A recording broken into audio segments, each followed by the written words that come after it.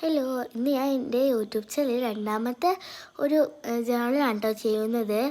അത് എനിക്ക് കട്ട് ചെയ്യാൻ മടിയായതുകൊണ്ട് തന്നെ കട്ട് ചെയ്യുമ്പോൾ കുറേ നേരം വെച്ചിട്ട് ഞാൻ കട്ട് ചെയ്താണ്ടാണ് പൊട്ടിച്ചത്.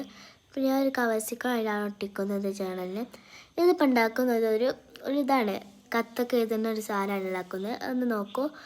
ആദ്യം അങ്ങ് ജസ്റ്റ് കട്ട് ചെയ്ത് മടക്കി കണ്ട് വീഡിയോയിൽ കാട്ടണ പോലെ ഇതാക്കാം. എന്നിട്ട് അവിടെ ഒരു ഗ്യാപ്പ് ഉണ്ടാവും, അത് ഒട്ടിക്കാം. ഒട്ടിച്ച് പിന്നെ അത് ഞാൻ ജേണലിൽ ഒട്ടിച്ചിക്കണ്. അതിലൊരു കത്തൊക്കെ എഴുതിയാണ് ഞാൻ അതിൽ ഒട്ടിച്ചിക്കണ്.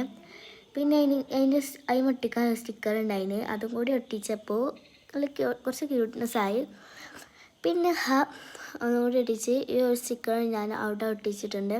പിന്നെ ഈ 2 വാഷി ടാപ്പ് നമ്മൾ ഒട്ടിക്കാമെന്ന് വിചാരിച്ചു.